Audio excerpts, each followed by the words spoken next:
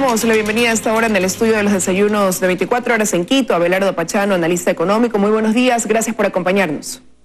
Buenos días, Liz, un gusto saludarle. El gusto es nuestro, economista, y bueno, tras el acuerdo alcanzado con los organismos multilaterales de crédito, el que ha sido calificado como inédito, se ha podido conocer que parte de ese dinero, de esos recursos que recibirá el país, serán destinados para apuntalar lo que dentro del plan de prosperidad está destinado a materia social, pero también para poder dar un manejo de caja o de tesorería y poder librarnos de los atrasos. Sin embargo, de lo que al Ecuador le tocará quizás hacer como contraparte para lograr un acuerdo sostenible en el tiempo, no se conoce mucho. Quisiera conocer su opinión sobre lo logrado y lo que se conoce hasta el momento que implicarían estos acuerdos. Bueno, yo creo que la flexibilidad que tiene el gobierno para el uso de los recursos es una responsabilidad adicional dentro de esta programación. Los recursos no son abundantes, los recursos son justo los necesarios para que el Ecuador pueda mejorar su imagen en los mercados internacionales y conseguir mejores condiciones para las relaciones que permanentemente mantiene con ellos, y en ese sentido para darle mayor tranquilidad a las actividades productivas ecuatorianas.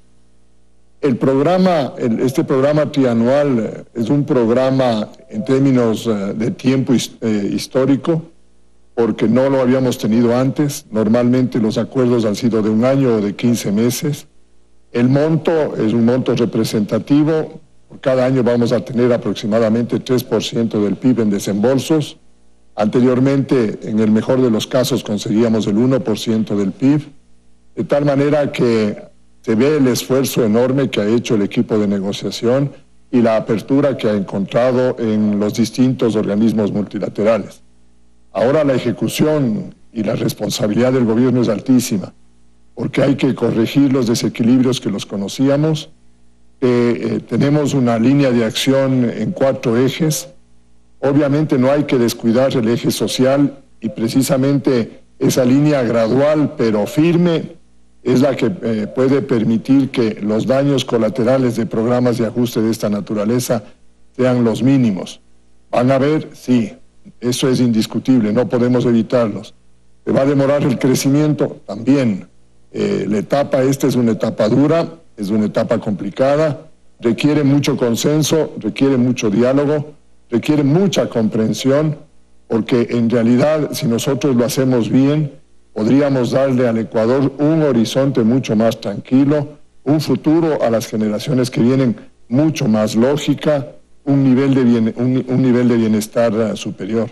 Por eso es que hay que trabajar en varios campos, y uno de los que a mí más me preocupa es el de las modificaciones estructurales, porque ahí hay que cerrar todas las ventanillas que se abrieron para que el Estado abuse de los recursos privados y públicos y mantenga una línea de desperdicio de recursos que nos ha llevado a la situación por la que estamos atravesando. Economista, por ahí precisamente cuáles podrían ser estas reformas, porque el ministro decía el día viernes que es una ventaja que se trate de un acuerdo extendido y que con esto de aquí se busca precisamente una reestructuración fiscal por un lado, pero por otro lado también se necesita de reformas que permitan devolverle la competitividad a nuestra economía y dinamizar la misma. Entonces, ¿cuáles podrían ser estas reformas a las que debería conllevar este tipo de acuerdos?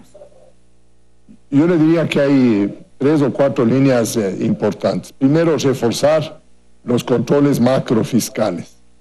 Establecer un riguroso sistema que le impida al gobierno y a las entidades públicas, a todo lo que conforme el sector público no financiero, que puedan utilizar los recursos de una manera desaprensiva. Que un porcentaje de los ingresos corrientes se destine a la inversión pública. En la actualidad, con las justas, los ingresos corrientes permiten el mantenimiento de todo ese andamiaje burocrático que se fue creando a lo largo de los años, y no nos queda un solo centavo para la inversión pública. Tenemos que recurrir al endeudamiento internacional para poder llevar adelante proyectos que son bien importantes en la estructuración del patrimonio nacional. De tal manera que las reglas macrofiscales tienen que ser reintroducidas.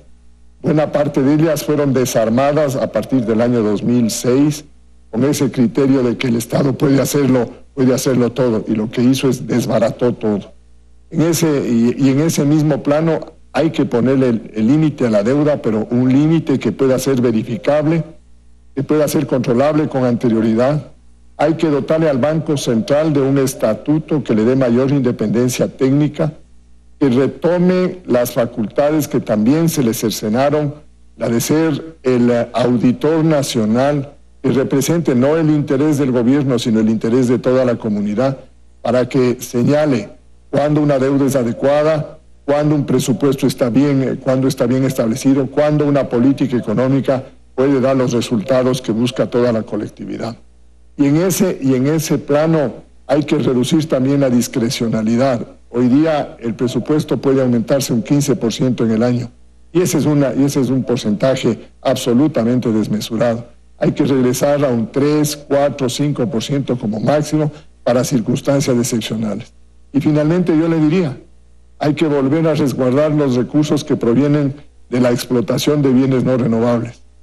Los recursos del petróleo, si bien en la teoría se dice que deben servir para inversión pública, en la práctica de alguna manera cubren también ese dispendio fiscal. De tal manera que las metodologías de manejo de todos los recursos públicos tienen que ser revisadas, tiene que implantarse una matriz muy estricta. Y aquí nosotros deberíamos constituir realmente observatorios de control público por parte de conformaciones ciudadanas que tengan poder y que puedan tener iniciativa inclusive penal para que se instauren en el momento oportuno causas por el mal manejo de los recursos públicos. Ahora, economista, sin embargo, preocupan esas medidas que se puedan ir tomando en el corto plazo y que pueden llegar a ser duras para la población ecuatoriana, de afectación de alguna manera. Y ahí hay quienes sugieren que en el camino se tendría que ir quizás a una modificación del IVA o al impuesto a la salida de divisas.